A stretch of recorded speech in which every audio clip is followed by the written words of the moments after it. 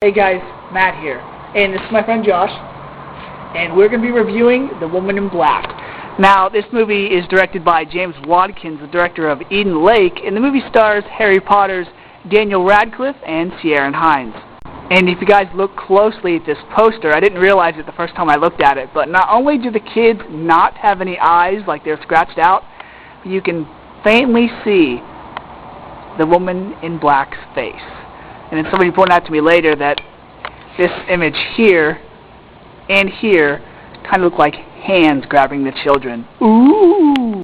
Now, when I first saw the trailer to Woman in Black, my first thoughts were of the movies 1408 and The Grudge, where somebody goes into a house that doesn't really believe and they get scared out of their wits. And, well, that's kind of what this movie was. Joshua, what did you think this movie was going to be like? I really think it was a lame attempt to promote his career. And that's it? That's all you thought it was? Pretty much. Like, after seeing Daniel Radcliffe do nothing but Harry Potter since 2001 to present, he really hasn't done anything besides, like, Broadway stuff. Were you expecting more, especially more than a British accent in this movie?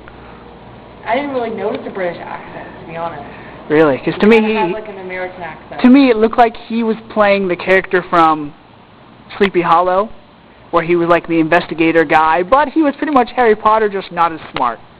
How about the acting? Did Daniel Radcliffe seem like he was believable in this movie? Not really. How so? I think, sad to say, I think Rupert Grint and Daniel Radcliffe are always going to be portrayed as the Harry Potter kids. I think Emma Watson's going to have... Is going to be the one to break off?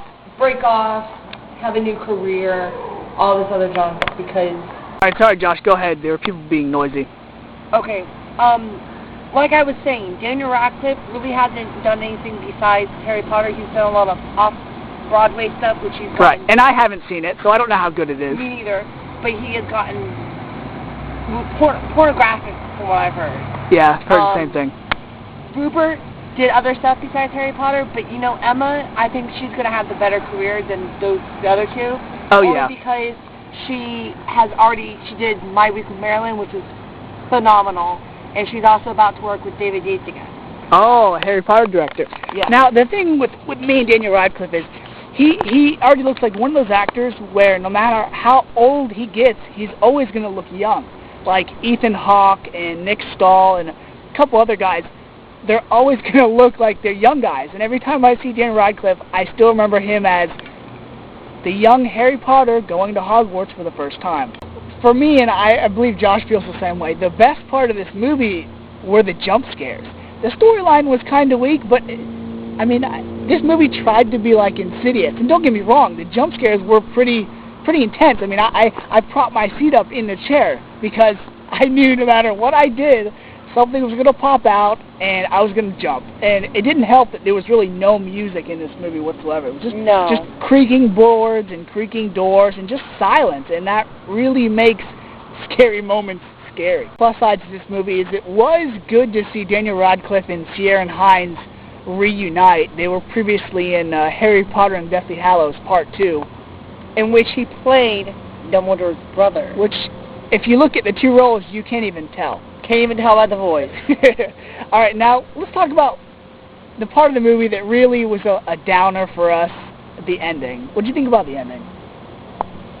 It was confusing. It was just like... It was one of those endings where it's like, okay, just when I thought everything was going to be, you know, solved and the mystery was going to be fixed and everything, you get this ending, and it's like... Who won? Should we be happy? Should we be sad? The ending really just made me go, really?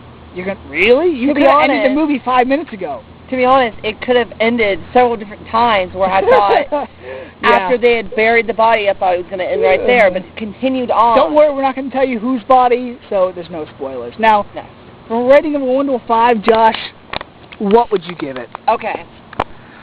Intense, I would rate it a 4 and a 5. Oh yes, it was very jumpy. It was definitely intense. Storyline overall wise. 3. 3? And for all these little kids that think that they can go see it because they might say, oh, it's PG-13.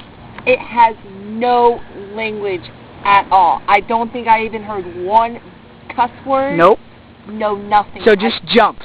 Just jumpiness. It was in for jumpiness. intense moments. Yeah, I'm going to agree. Besides, the jumpiness, like I said, tried to be like the scariest movie I've ever seen, Insidious. The movie wasn't all that. It was good to see Daniel Radcliffe again, but I'm not going to say this is his breakout performance. So, till next time, guys. Say goodbye, Josh. Bye. See ya.